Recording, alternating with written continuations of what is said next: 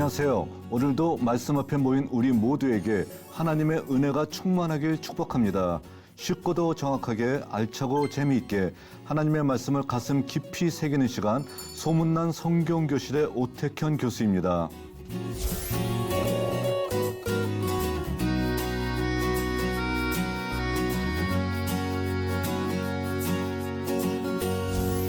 지난 시간에 나눈 내용 기억하시나요? 지난 시간에는 영국 대형 박물관에서 나보니두스의 연대기를 살펴보았습니다. 바벨론의 마지막 왕이었던 나보니두스가 그의 기록에 따라서 굉장히 그 당시 상황이 어렵고 힘든 상황인 것을 나타냈었고요. 이것이 바벨론 포로 이스라엘 백성들에게는 희망이 가장 크게 나누는 시간이다라고 하는 내용을 저희들이 함께 살펴보았습니다. 오늘 나눌 내용은 제5강 르블 박물관입니다.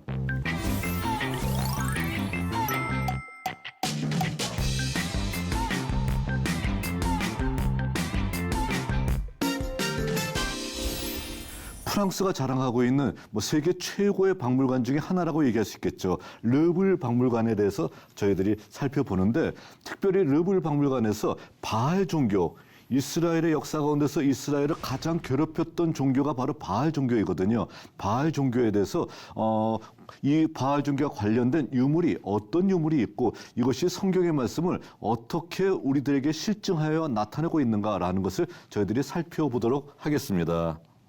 자, 프랑스 르블 박물관입니다. 여러분들이 가보신 분들은 이곳을 딱 보게 되면 르블 박물관 맞다 생각이 되겠고요. 또 이곳에 굉장히 어마어마한 규모의 어떤 박물관이 있다라는 것을 여러분들이 느끼실 수 있을 것입니다.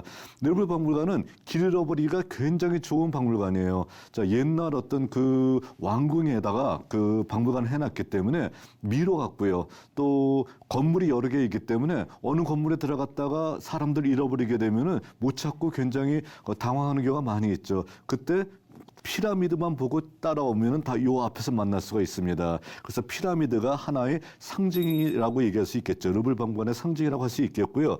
또 이 피라미드는 여러분들이 다빈치 코드라고 하는 정말 한 10여 년 전에 그 베스트셀러 소설을 보게 되면은 이 피라미드에 또 다른 어떤 비밀이 숨겨져 있다라는 것도 여러분들이 아시는 분은 아실 것입니다. 한번 여러분들이 직접 한번 소설을 한번 읽어보시기 바랍니다. 자, 르블 박물관의 대표 유물이 무엇이냐 했었을 때 성경과는 관련이 되어 있지 않지만 그래도 우리가 르블 박물관을 갈 때 가장 보고 싶어하는 유물이 뭔가 하게 되면 대개 이 세 가지 유물이 아닌가 생각을 합니다. 첫 번째 유물은 레오나르도 다빈치의 모나리자, 너무도 유명한 것이고요. 또 세계 최고의 그 한마디로 유물이라고 얘기할 수 있을 정도로 굉장히 많은 사람들이 보고 싶어하는 유물이라고 할 수 있겠고요. 자, 가운데 있는 거는 밀로 섬에서 발견되었던 밀로의 비너스라고 하는 작품이죠. 자, 굉장히 이것 보기 위해서도 이 박물관에 굉장히 많이 모여들고 있습니다. 그리고 세 번째는 사모드라게 섬에서 발견되었었던 승리의 여신상입니다. 사모드라게는 에게에 있는 섬이고요. 우리가 사도 바울의 마지막 여행 때 사모드라게 섬이 등장하고 있습니다. 자, 그러니까 바로 요 세 개의 어떤 유물들, 이 유물들을 사람들은 많이 보기를 원하고 있는 것 같습니다. 근데 우리는 그래도 이 박물관에 성경 시대와 관련되어 있는 하나님의 말씀을 실증하고 해줄 수 있는 그런 유물이 무엇인가라는 것을 저희들이 한번 살펴봐야 되는데, 아마도 그 유물 중에서 가장 대표적인으로 저희들이 살펴볼 유물들은 이 당시 유다 백성들을 굉장히 괴롭혔었던 바알 종교의 실상을 알아볼 수 있는 유물, 이 유물을 먼저 저희들이 살펴보는 게 굉장히 좋을 것 같습니다. 자, 그러기 전에 먼저 저희들이 르블 박물관은 언제적부터 생겨난 박물관인지 저희들이 한번 살펴보도록 하겠습니다. 자, 르블 박물관은 루이 14세 당시에 왕실의 유물들, 또 자기가 가지고 있는 것들을 전시하면서 소규모로 시작하게 됩니다. 그러다가 나폴레옹이 전 세계를 원정합니다. 전 유럽을 원정하는 것이죠. 자, 원정한 다음에 어떻게 하나요? 자, 좋은 것을 가져오기 시작합니다. 자, 그리고 나폴레옹의 원정 가운데서는 어디도 원정을 했었냐면 이집트도 원정하게 됩니다. 그러니까 이집트에서 이집트를 원정해 가고 거기서 많은 유물들을 또 프랑스로 가져오게 됩니다. 그러니까 그 유물들, 가져왔던 유물들을 전시해야 되니까 자, 나폴레옹 원정 이후에 크게 발전하게 되었고요. 또 지금은 세계 3대 박물관 중에 하나이다 얘기할 정도로 그 규모나 아니면은 소장 그 작품들의 가치나 아니면은 여기 나타나 이 안에 있는 어떤 그런 그 박물관 자체의 규모 등등을 따져봤었을 때 뭐 어마어마한 어떤 그 유물들이 이 안에 있다라고 하면은 뭐 틀림없습니다. 그래서 엄청난 규모의 유물들을 전시하고 있는 것을 자랑하고 있는 어떤 박물관이고요. 사람이 여기에 뭐 1년에 800만 명 정도가 여기 입장을 한다고 하더라고요. 그러니까 어마어마한 사람들이 늘 입장하고 있고요. 엄청나게 많은 사람들이 가고 있는 그 박물관 중에서 사람들이 유독 많이 없는 곳이 있어요. 어디냐면은 메소포타미아의 유물들을 전시해 놓은 데는 사람들이 그렇게 그닥 많지 않은 것 같아요. 그런데 그 안에 대개 성경과 관련된 유물들이 많이 있다는 것입니다. 그러니까 우리들은 쾌적하게 유물을 볼 수 있는 그런 환경이 마련되었다라고 할 수도 있다는 것이죠.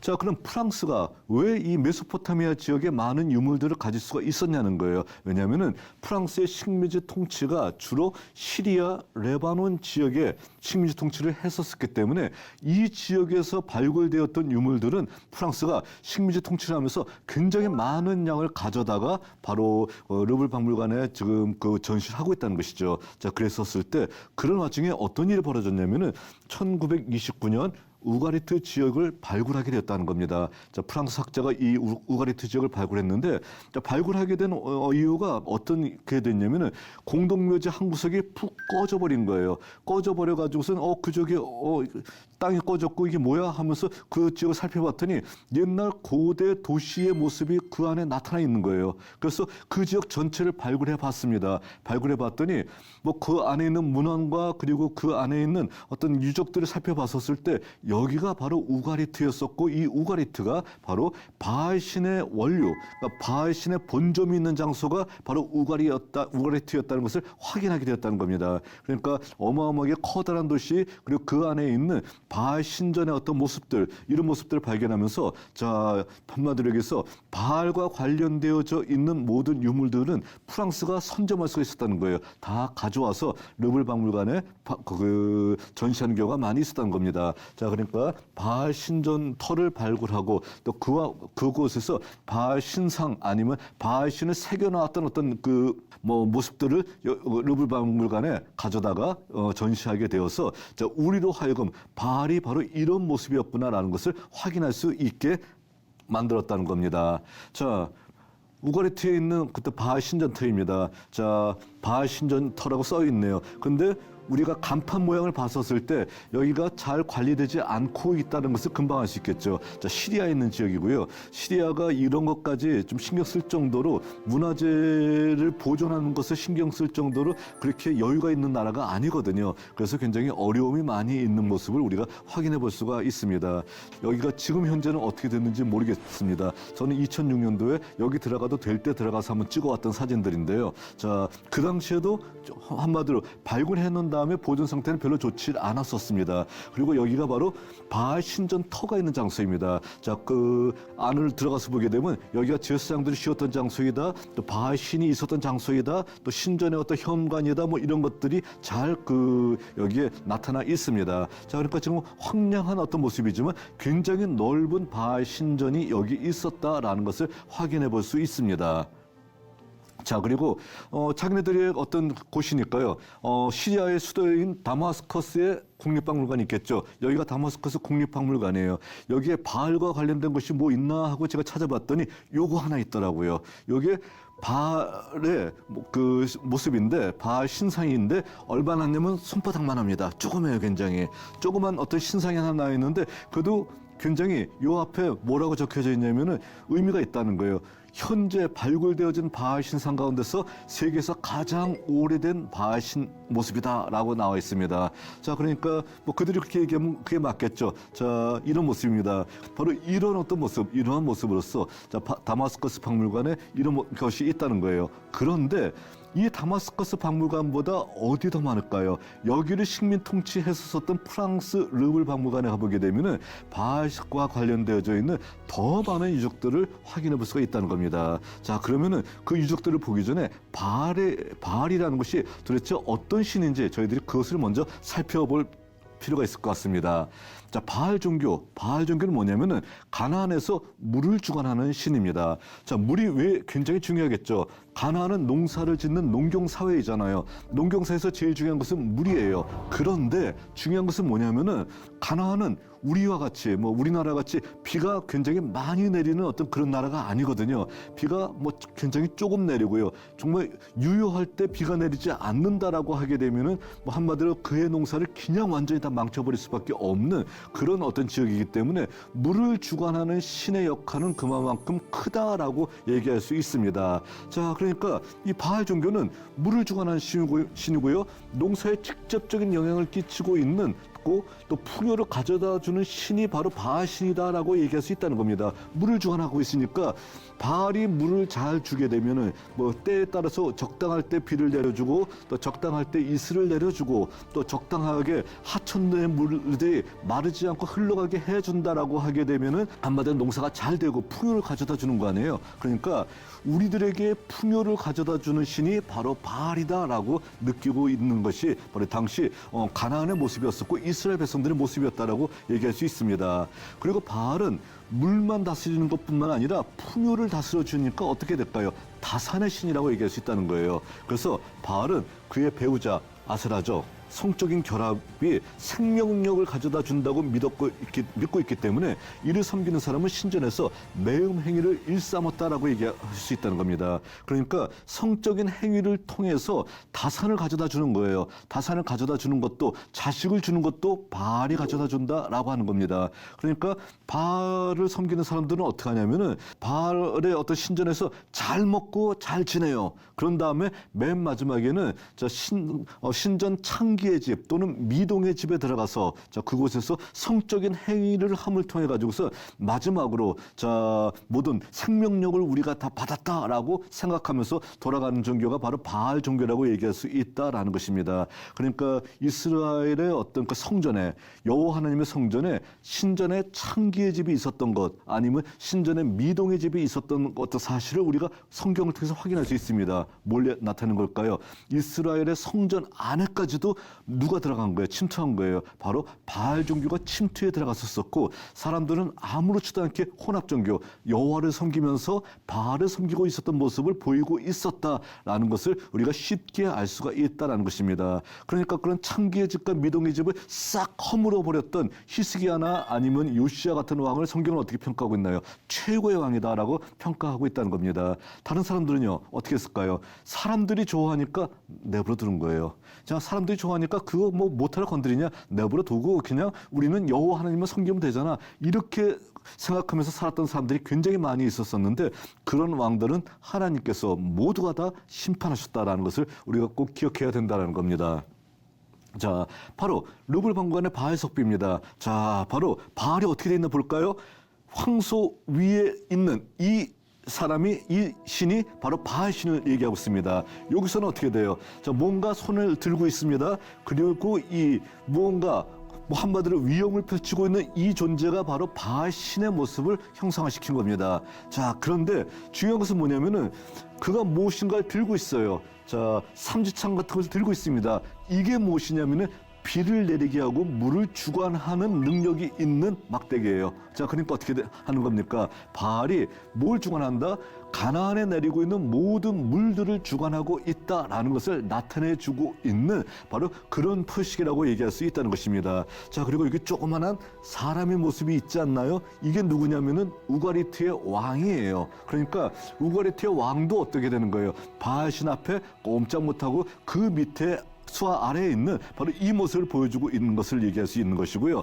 또 송아지 위에 소 위에 올라타고 있네요. 소는 무엇을 상징하는 걸까요? 소는 신이 아니라 신들의 발등상이에요. 그러니까 신인 바알 신이 소를 타고 서 있는 어떤 모습들, 타고 서 있는 모습은 바로 발등상으로서 송아지의 모습을 얘기하고 있다는 겁니다. 그러니까 이스라엘 사람들이 출애굽했었을 때 어떻게 했었나요? 자, 금송아지를 만들었었잖아요. 자, 아론의 금송아지를 만들었을 때 그 금송아지는 신이 아니라 뭘 얘기하고 있는 거예요. 하나님이, 보이지 않는 하나님이 그 송아지를 밟고 있다라고 생각하고 있다는 겁니다. 자, 그리고 여로보암이 만들었던 베델과 단에 세워졌던 금송아지 신전도 어떻게 되는 거예요? 하나님이라고 얘기했었잖아요. 근데 그 하나님이 무슨 하나님이냐면은 금송아지를 밟고 있는 보이지 않는 하나님을 섬기는 신전이다라고 그들은 생각했던 것이죠. 그럼 하나님은 어떻게 평가하십니까? 우상 숭배이다라는 거예요. 너희들은 금송아지 섬긴 것이야. 나 없어. 내가 그곳에 없기 때문에 너희들은 금송아지 섬긴 거 아니야 라고 얘기하면서 그들의 우상 숭배를 질책했던 어떤 모습을 볼 수 있다는 겁니다. 여하튼 바알의 신의 모습, 바알 신의 모습은 바로 이와 같은 어떤 모습으로서 나타나고 있다는 겁니다. 자, 그러니까 이런 바알 신의 모습을 봤었을 때 뭔가 위험이 있고 그리고 그 당시에 굉장히 세력이 강하지 않았나라는 어떤 생각을 저희들이 하게 만드는 것입니다. 자, 여러분들 같으면 어떨까요? 이런 신 집에 하나 가져다 두면 좋지 않을까요? 자, 굉장히 뭐 이만한 신이 있어가서 신상이 있어가서 그거는 뭐 신전에 있다 신전에 두면 될 것 같고요. 자기 집에도 뭔가 가져다 주고 싶습니다. 그러니까 간의 수호신 같은 것을 만들고 싶어 하겠죠. 자, 그렇기 때문에 조그만한 어떤 이런 모습들이 많이 발견되고 있습니다.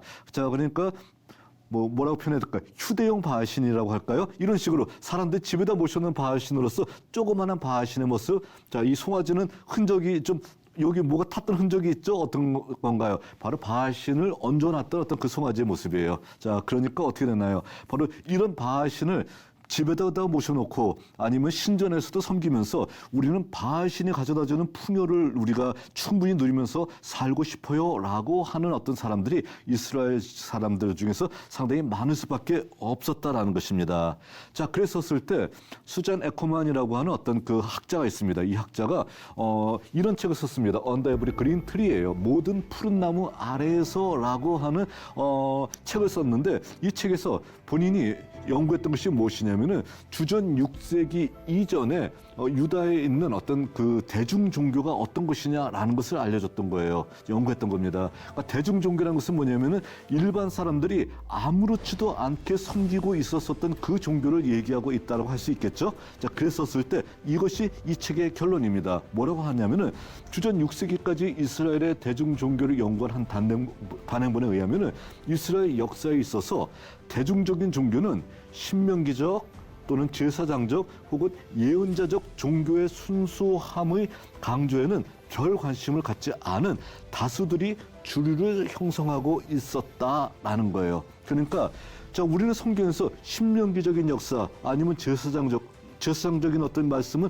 바로 창세기부터 레위기, 신명기 바로 이전에 민수기까지의 어떤 메시지, 이 메시지가 제사장 역사 그리고 예언자들이 정말 목숨을 걸고 커다랗게 외쳤었던 바로 그런 예언자적인 메시지, 이 메시지에서 주로 강조하고 있는 것은 여호와 하나님 앞에 돌아오라라는 것을 강조하고 있던 것이죠.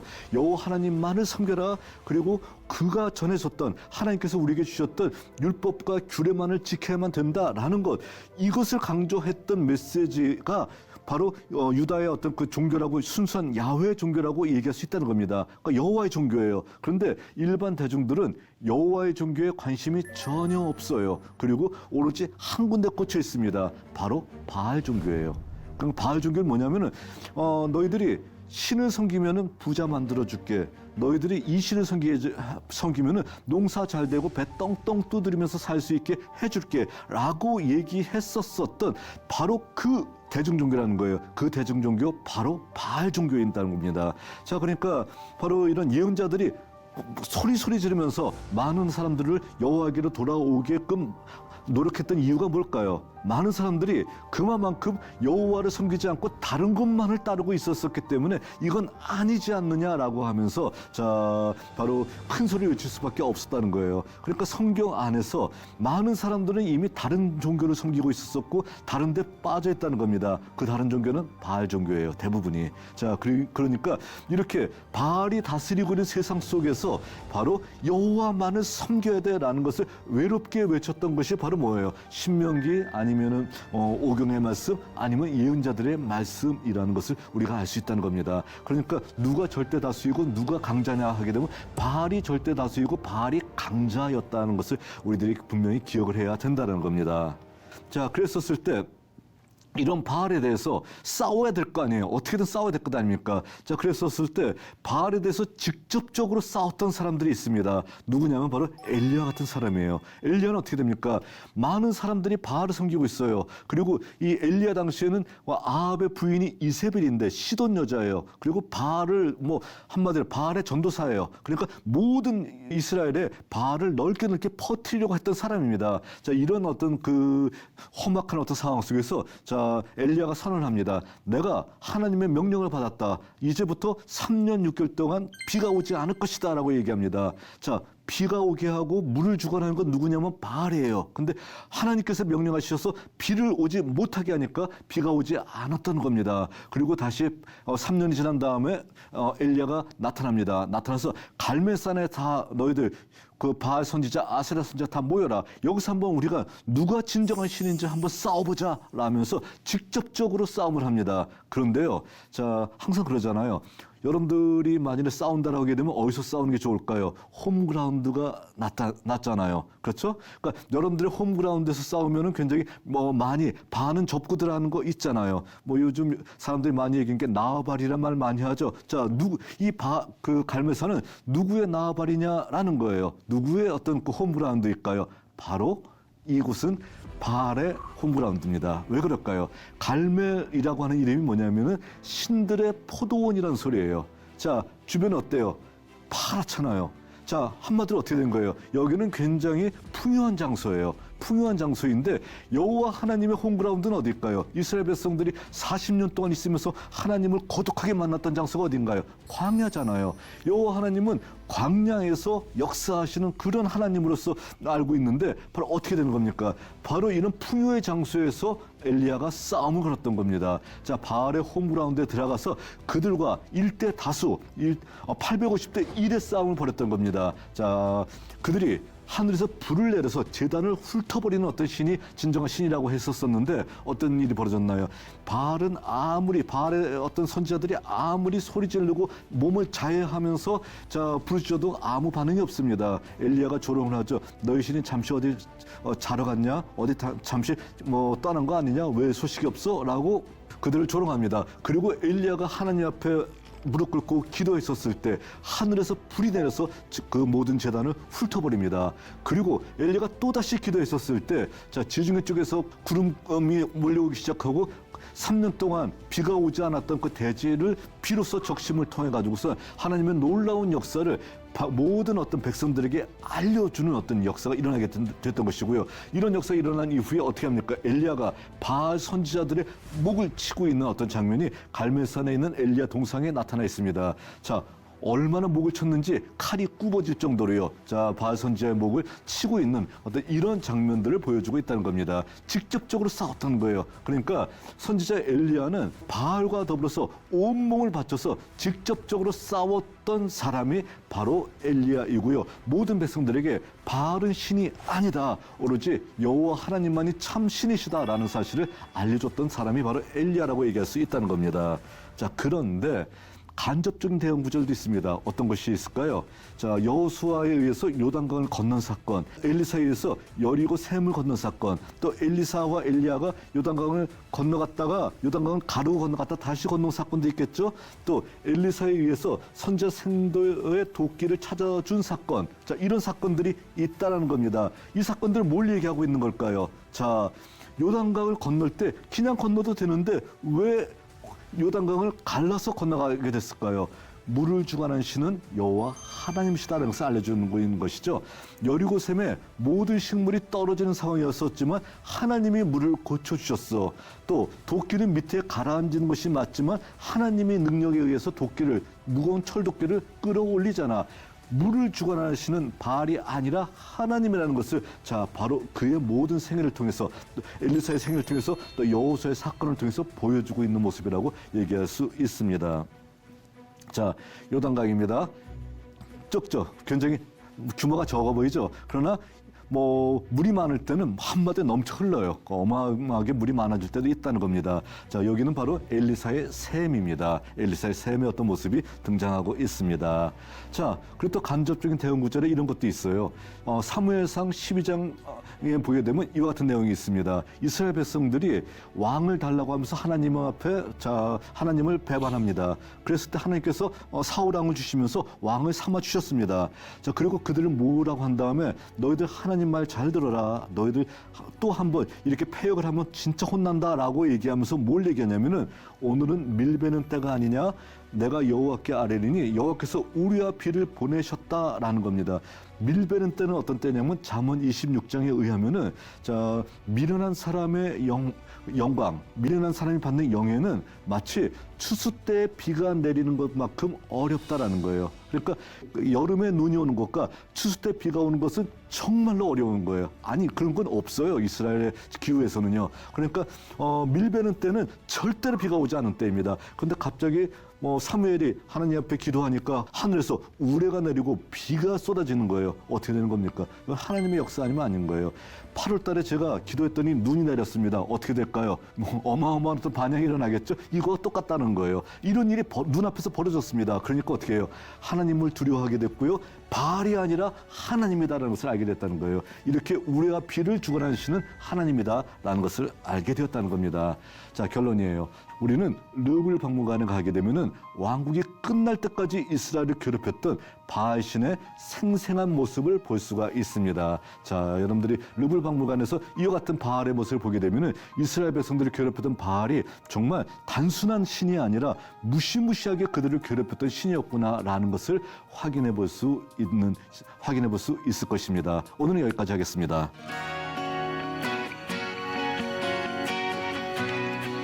여러분, 유익한 시간이 되셨나요? 오늘 수업은 유튜브를 통해 다시 보실 수 있습니다. 언제나 말씀의 다스림을 받는 여러분이 되시길 바랍니다. 다음 시간에는 르블 박물관 2번째 편으로 모압 석비에 대해서 살펴보도록 하겠습니다. 오늘도 승리하는 하루가 되시길 바랍니다. 다음 시간에 뵙겠습니다. 감사합니다.